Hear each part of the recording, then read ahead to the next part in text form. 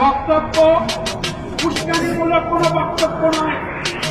আমি বলতে চাই, আমাদের প্রধানমন্ত্রী তিনি পাঠ করেন। এই অনাকাঙ্ক্ষিত বিষয়টা বাদ দেন। উনি যে কথাটা বলতে চাইছেন সেই কথাটাকে আমি সুন্দরভাবে বলেছিলেন।